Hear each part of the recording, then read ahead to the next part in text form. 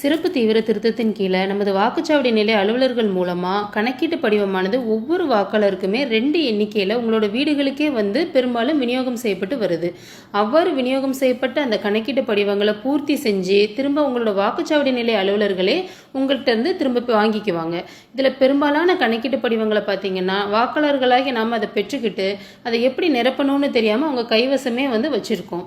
So இந்த கணக்கீட்டு படிவத்தில் 2002 ஒரு வாக்காளர் விவரங்களை வந்து குறிப்பிட வேண்டி இருக்கிறதுனால அதில் உள்ள அந்த பாகம் எண் வரிசை எண்லாம் 2002 எப்படி இருக்குது என்னோடது அப்படின்றது தெரியாமல் நிறைய வாக்காளர்கள் அதை ஃபில் பண்ணாமல் வச்சிட்ருக்காங்க.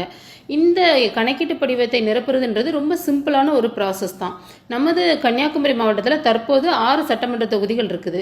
இது 2002 காலகட்டத்தில் 7 சட்டமன்ற தொகுதியாக இருந்துச்சு. இந்த கன்னியாகுமரி மாவட்ட மக்கள் வந்து 2002 வாக்காளர் பட்டியலில் அவங்களோட விவரங்களை எளிதில் பெறுவதற்காக நமது மாவட்ட நிர்வாகத்தினால ஒரு ஈஸியாக தேடுற மாதிரி ஒரு வசதியை ஏற்படுத்தியிருக்கோம். அதன்படி https kanyaakumari.electors.versal.app இதை வந்து நீங்கள் லிங்கை கிளிக் பண்ணும்போது இதுக்கு கீழே 7 சட்டமன்ற தொகுதியை வந்து காமிக்கும். இதில் உங்களோட சட்டமன்ற தொகுதி என்ன அப்படின்றத வந்து நீங்கள் 2002 காலகட்டத்தில் உங்களோட சட்டமன்ற தொகுதி என்ன அப்படின்றத நீங்கள் லிஸ்ட் பண்ணணும். அதை நீங்கள் டச் பண்ணணுட்டே அதுக்கு கீழே வந்து வாக்காளர் பெயர் மற்றும் உறவினர் பெயர் பாலினம் இது என்னன்றதை வந்து காமிக்கும். இதை வந்து நீங்கள் கொடுத்துட்டு சர்ச்ன்றதை கொடுக்கணும். இதில் வாக்காளரின் பெயர் அப்படின்னு கேட்டிருக்கு இல்லையா, இது என்ன அர்த்தம் அப்படின்னா 2002 காலகட்டத்தில் உங்களோட பெயரானது அப்போ உள்ள வாக்காளர் பட்டியலில் இடம்பெற்றிருந்த இந்த வாக்காளர் பெயர் அப்படின்ற இடத்துல உங்களோட பெயரை வந்து நீங்கள் டைப் பண்ணணும். 2002 உங்களோட பெயர் இல்லை, உங்களோட தாய் தந்தை அந்த மாதிரி தாத்தா பாட்டி உறவினர் பெயர் தான் இருக்குது அப்படின்னா இந்த வாக்காளர் பெயர்ன்ற இடத்துல உங்களோட உறவினர் பெயரை வந்து என்ட்ரு பண்ணணும். இதை என்ட்ரு பண்ணிட்டு உறவினர் பெயர்ன்ற இடத்துல அந்த 2002 அந்த காலகட்டத்தில் அந்த வாக்காளர் பட்டியலில் உள்ள உறவினர் பெயர் என்னன்றதை எழுதணும். அதை எழுதிட்டு பாலினம்ல ஆனா பெண்ணான்றதை கொடுத்து சர்ச் பண்ணுற மாதிரி தான் இந்த ப்ரொவிஷன் இருக்குது. இதில் என்ன நீங்கள் முக்கியமாக கவனிக்கணும்னா இதில் நீங்கள் என்ட்ரி போடும்போது ஃபுல்லாக தமிழில் நீங்கள் டைப் பண்ணணும். தமிழில் டைப் பண்ணும் போதுமே முன்னாடி இருக்கிற அந்த ஓட்டர் ஐடி பழைய கார்டு வந்து வச்சுருக்கீங்க. அந்த கார்டில் பார்த்தீங்கனாலே பின்பக்கத்தில் பார்த்தீங்க அப்படின்னா எந்த சட்டமன்ற தொகுதின்னு இருக்குது அதை வச்சு நீங்கள் உள்ளே நுழையிறீங்க. அடுத்து பார்த்தீங்கன்னா அந்த முன்பக்கம் ஃப்ரண்ட் பேஜில் அந்த ஃபோட்டோக்கு கீழே பார்த்தீங்கன்னா வாக்காளரின் பெயர் அப்படின்னு போட்டு தமிழ்லையும் இருக்கும் இங்கிலீஷ்லையும் இருக்கும். அடுத்து வாக்காளரோட தாய் தந்தை இல்லைன்னா கணவர் பெயர்னு போட்டு அதோட விவரம் இருக்கும். ஸோ இது எல்லாமே இருக்கும். அந்த ஸ்பெல்லிங் என்னவோ அதை ஆஸ் இட் இஸ் அப்படியே நீங்கள் டைப் பண்ணணும். தமிழில் வந்து டைப் பண்ணும்போது ஸ்பெல்லிங் மிஸ்டேக் இல்லாமல் அதன்படியே நீங்கள் டைப் பண்ணி சர்ச்சுன்னு நீங்கள் கொடுத்தீங்க அப்படின்னா அது அதில் அந்த இதில் காமிக்கும் எந்த பார்ட் எண் எந்த பாகம் எண் எந்த வரிசை எண் சட்டமன்ற தொகுதியோட எண் மற்றும் பெயர் என்னன்றதை நீங்கள் ஈஸியாக கீழே காமிக்கும். அதை வச்சு நீங்கள் குறிச்சிக்கலாம். ஒரு எடுத்துக்காட்டாக என்ன அப்படின்னா இப்போ நீங்கள் அந்த லிங்க்கை கிளிக் பண்ணுறீங்க. கிளிக் பண்ணோன்னா இந்த 7 சட்டமன்ற தொகுதி உங்களுக்கு லிஸ்ட் ஆகுது இல்லையா. இப்போ ஃபார் எக்ஸாம்பிள் ஒரு பர்டிகுலர் கன்னியாகுமரியில் உள்ள ஒரு ஒரு வாக்காளர் நாகர்கோயில் சட்டமன்ற தொகுதியில் 2002 இருந்தார்னா அவர் இதில் நாகர்கோயில் அப்படின்னு செலக்ட் பண்ணுவார். அசம்பிளி கான்ஸ்டியூன்சியை செலக்ட் பண்ணுறாரு. அதை செலக்ட் பண்ண உடனே கீழே வாக்காளரின் பெயர் உறவினர் பெயர் பாலினம்ன்றதை காமிக்குது. இப்போ இந்த வாக்காளரின் பெயர் அப்படின்ற இடத்துல இப்போ எனக்கு அதில் ஓட்டு இல்லை அப்படிங்கும்போது இப்போ எங்கள் அம்மா தான் அதில் ஓட்டு வச்சுருக்காங்க 2002 அப்படிங்கும்போது நான் இங்கே என்ன பண்ணுவேன் அப்படின்னா வாக்காளரின் பெயர்ன்ற இடத்துல ஒரு எக்ஸாம்பிளுக்கு சொல்கிறேன். இப்போ டாரதி சாம்சன் அப்படின்னு இருக்காங்க அப்படின்னா என்னோட அம்மா பேரில் நான் டாரதி சாம்சன் அப்படின்னு தமிழில் இந்த ஓட்டர் ஐடியில் காமிச்சிருக்காங்க இல்லையா, இதை அப்படியே தமிழில் நான் டைப் பண்ணுவேன். அந்த டாரதி சாம்சன் அடித்த பிறகு உறவினர் பெயர் அதில் பார்த்தீங்கன்னா கீழே என்ன போட்டிருக்கு ரிச்சர்ட் சாம்சன் இருக்குது. அது அப்படியே ரிச்சர்ட் சாம்சன் அடிப்பேன். பாலினம் என்னோட அம்மா வந்து பெண், அப்போ பெண்ணுன்னு அடிப்பேன். இதை கொடுத்து சர்ச்சு நீங்கள் கொடுத்தீங்க அப்படின்னா அது கரெக்டாக வந்து காமிச்சிடும். உங்களோட சீரியல் நம்பர் அதாவது உங்களோட வரிசை எண் வந்து 739, பாகம் எண் வந்து 51. இது நீங்கள் எதில் பார்த்துட்ருக்கீங்க, நாகர்கோவில் சட்டமன்ற தொகுதி 229 பார்த்துட்ருக்கீங்க. உங்களோட பஞ்சாயத்து புதுக்குடியிருப்பு இது எல்லாமே காமிச்சிரும். ஸோ இதை நீங்கள் இந்த விவரங்கள் எல்லாத்தையுமே குறித்து வச்சுக்கணும். இப்போ இந்த வாக்காளர் அப்படின்ற இடத்துல நம்ம இப்போ டாரதி சாம்சன் அடித்து உறவினர் பேர் ஆல்ரெடி அடிச்சிருந்தோம் இல்லையா, இப்போ டாரதின்னு மட்டும் நம்ம அடிக்கிறோம்னு வச்சுக்கோங்க. அப்போ அந்த சட்டமன்ற தொகுதியில் டாரதின்னு வாக்காளர் பேர் இருக்கிற அத்தனை பேருமே இங்கே லிஸ்ட் ஆகும். அப்போ நிறைய ஒன்றுக்கும் மேற்பட்ட இது வந்து லிஸ்ட் ஆகும்போது நம்ம பார்க்கணும். அப்போ நம்மளுக்கு தெரியும் தெரியும் நம்மளோட பேர் இங்கே டாரதி சாம்சன் இருக்குது, என்னோட அம்மா பேர். அவங்களோட கணவர் பெயர், அப்போ அப்பா பேர் வந்துட்டு ரிச்சர்ட் சாம்சன் இருக்குது. அந்த என்ட்ரி எங்கே வருதுன்னு அப்படியே நம்ம ஸ்க்ரோல் பண்ணி பார்த்தோம்னா இங்கே என்ட்ரி வருது. ஸோ அப்போ டாரதி சாம்சன் இருக்கிறது அம்மா பேர், கணவர் பேர் வந்துட்டு இந்த ரிச்சர்ட் சாம்சன் வருது. அப்போ இந்த இடம் தான் என்னோட பார்ட் நம்பர், இதுதான் என்னோட சீரியல் நம்பர்னு ஈஸியாக லொக்கேட் பண்ணிடலாம். ஸோ நம்மளுக்கு வந்து அந்த பேர் அந்த ஸ்டார்டிங் ஃபர்ஸ்ட் நேம் இப்படி போட்டால் கூட அந்த பேரில் என்னெல்லாம் வருதோ எல்லாமே லிஸ்ட் ஆயிரும்.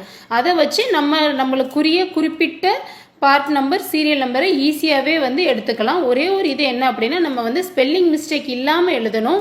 2002 வாக்காளர் பட்டியலில் அந்த ஓட்டர் ஐடியில் நம்ம எப்படி பேர் இருந்துச்சோ அதை ஆஸ் இட் இஸ் எழுதணும். இந்த ரெண்டும் படி எடுத்தீங்கன்னா ஈஸியாக நம்ம வந்து அந்த வாக்காளர் விவரங்களை, பார்ட் நம்பர், சீரியல் நம்பர் மற்றும் சட்டமன்ற தொகுதியை வந்து நம்ம தெரிஞ்சுக்கலாம்.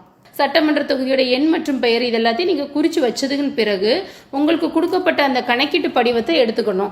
அந்த கணக்கீட்டு படிவத்தில் பார்த்தீங்க அப்படின்னா அந்த கணக்கீட்டு படிவத்தை மேல் பக்கத்தில் பார்த்தீங்கன்னா உங்களுக்கு எல்லாமே ப்ரீ பிரிண்டடாக வந்திருக்கும். உங்களோட வாக்காளரோட பெயர், இப்போ இருக்கிற சட்டமன்ற தொகுதி என்ன, வரிசை எண் என்ன, சீரியல் நம்பர் என்ன எல்லாமே வந்துடும். இதில் லாஸ்ட் பார்த்தீங்கன்னா பாஸ்போர்ட் சைஸ் கலர் ஃபோட்டோ இருக்கும். அதை நீங்கள் ஃபஸ்ட்டு ஒட்டணும்.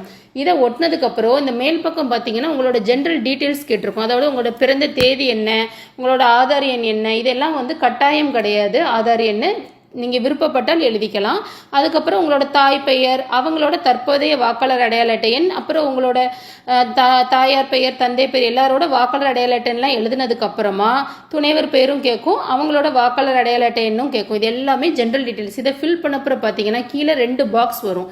அந்த 2 பாக்ஸில் இப்போ உங்களோட பெயர் 2002 வாக்காளர் பட்டியலில் இருந்துச்சுன்னா நீங்கள் என்ன பண்ணுவீங்க, லெஃப்ட் சைடில் உள்ள இந்த காலம் மட்டும் ஃபில் பண்ணால் போதும். ரைட் சைடு நீங்கள் ஃபில் பண்ண வேண்டிய தேவை கிடையாது. இந்த லெஃப்ட் சைடில் பார்த்தீங்கன்னா நீங்கள் ஆல்ரெடி குறித்து வச்சுருந்தீங்களே எந்த பாகம் எண், எந்த வரிசை எண், இது எல்லாமே இந்த கீழே இருக்கிற இந்த பாக்ஸில் நீங்கள் குறிச்சா போதும். இதில் உள்ள விவரங்கள் எல்லாமே இந்த மாதிரி படிவத்தில் குறிப்பிட்ட மாதிரியே நீங்கள் குறிச்சாலே போதும். வலது பக்கம் நிரப்ப தேவையில்லை. இப்போ உங்களோட பெயர் 2002 இல்லை, உங்களோட தாய் தந்தை அந்த மாதிரி உறவினர் பெயர் தான் இருக்குது அப்படிங்கும்போது நான் மேலே சொன்ன அந்த லிங்க்கில் நீங்கள் என்ன பண்ண, உங்களோட தாய் இல்லைன்னா தந்தை பேரை போட்டு நீங்கள் வாக்காளர் பேரில் சர்ச் பண்ணி பார்ப்பீங்க. அதில் உள்ள விவரங்களை குறித்து வச்சதுக்கப்புறம் மேலே காமிச்ச அந்த ஜென்ரல் டீட்டெயில்ஸுன்றதை ஃபில் பண்ணதுக்கப்புறமா இந்த 2 பாக்ஸில் வலது பக்கம் உள்ள அந்த கட்டத்தில் உங்களோட தாயோ தந்தையோ அவங்களோட எல்லா விவரங்களையுமே இங்கே குறிப்பிடணும். அதில் உங்களோட தாயோட தந்தையோட பார்ட் நம்பர் என்ன, சீரியல் நம்பர் என்ன, சட்டமன்ற தொகுதியோட எண் என்ன, பெயர் என்ன, எல்லாமே 2002 காலகட்டத்தில் உள்ளது. இந்த வலது பக்கம் நீங்கள் குறிப்பிட்டாலே போதுமானது. இடது பக்கம் வந்து குறிப்பிட தேவை கிடையாது. ஸோ இப்படி உங்களுக்கு 2002 இருந்துச்சுன்னா இடது பக்கம் ஃபில் பண்ணுறீங்க, 2002 உங்களோட பெயர் இல்லைன்னா வலது பக்கம் மட்டும் ஃபில் பண்ணுறீங்க. இதை ஃபில் பண்ணி முடிச்சதுக்கப்புறமா கீழே பார்த்தீங்க அப்படின்னா உங்களோட வாக்காளரோட கையெழுத்து போட வேண்டியிருக்கும். அதில் வாக்காளர் போடலாம், இல்லைன்னா அவங்க குடும்பத்தில் உள்ள வயது வந்த உறுப்பினர், குடும்ப உறுப்பினர் யார் வேணால் கையெழுத்து போடலாம். இல்லைன்னா அவங்களோட இடது பெருவிரல் ரேகை வந்து லெஃப்ட் தம்ப் இம்ப்ரெஷன் வைக்கலாம். அதை வச்சதுக்கப்புறமா வாக்குச்சாவடி நிலைய அலுவலர் வந்து கீழே கையொப்பம் விடுவார். உங்களுக்கு கொடுக்கப்பட்ட 2 ஃபார்ம்லையுமே நீங்கள் இதை ஃபில் பண்ணணும். ஃபில் பண்ணதுக்கப்புறமா ஒன்றை உங்கள் வசம் வச்சுட்டு ஒன்றை வாக்குச்சாவடி நிலைய அலுவலர்கிட்ட திரும்ப ஒப்படைக்கணும். அப்படி நீங்கள் திரும்ப ஒப்படைத்தால் மட்டுமே உங்களோட பேர் வந்து வரைவு வாக்காளர் பட்டியலில் இடம்பெறும். இதை வந்து ஈஸியாக நிரப்புறதுக்காக எல்லா அரசு அலுவலகங்கள்லையுமே உள்ளாட்சி அமைப்புகள் இருக்கு இல்லையா, உள்ளாட்சி அமைப்புகள்னா ஊராட்சி, நகராட்சி, பேரூராட்சி, கார்பரேஷனில் எல்லா இடத்துலையுமே நாங்கள் உதவி மையங்கள்ன்றதை அமைச்சிருக்கோம். அங்கே வந்து என்ன பண்ணுவாங்க அப்படின்னா இந்த ஃபார்மை எப்படி ஃபில் பண்ணுன்றதை உங்களுக்கு ஹெல்ப் பண்ணுவாங்க. நம்ம அரசு அலுவலர்களை அங்கே நியமிச்சிருக்கோம். அவங்க உங்களுக்கு உரிய சந்தேகங்களை வந்துட்டு நிவர்த்தி செய்வாங்க. இது தவிர்த்துட்டு 1950 1950 ஒரு கட்டணமில்லா தொலைபேசி எண்ணும் இதற்காக இயங்கிட்டு வருது. அந்த நம்பரை நீங்கள் காண்டாக்ட் பண்ணீங்கன்னாலும் இது எப்படி நிரப்புறதுன்றதை அவங்க உங்களுக்கு எக்ஸ்பிளைன் பண்ணுவாங்க. இது எல்லாமே எனக்கு கஷ்டமாக இருக்கும், எனக்கு ஈஸியான ஒரு மெத்தட் வேணும்னா உங்களோட கணக்கீட்டு படிவத்துக்கு மேலேயே வாக்குச்சாவடி நிலைய அலுவலரோட தொலைபேசி எண்ணை குறிப்பிட்டிருப்போம்.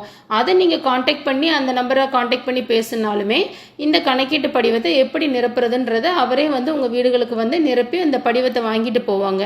ஸோ இந்த படிவத்தை நிரப்புறது ரொம்ப சிம்பிளான ப்ராசஸ். மேலே குறிப்பிட்ட அந்த லிங்கை யூஸ் பண்ணி இந்த கணக்கீட்டு படிவத்தில் ஈஸியாக நீங்கள் நிரப்பிடலாம். ஸோ இந்த கணக்கீட்டு படிவத்தை விரைவில் நிரப்பி இந்த மாவட்ட நிர்வாகத்துக்கு வந்து நீங்கள் ஒத்துழைப்பு கொடுக்கணும்னு கேட்டுக்கிறோம். இந்த வரப்போகிற தேர்தலில் உங்களோட பேரானது வாக்காளர் பட்டியலில் இடம்பெறதை வாக்காளராகிய நீங்கள் ஒவ்வொருவருமே உறுதி செய்யணும்னு கேட்டுக்கிறோம். நன்றி.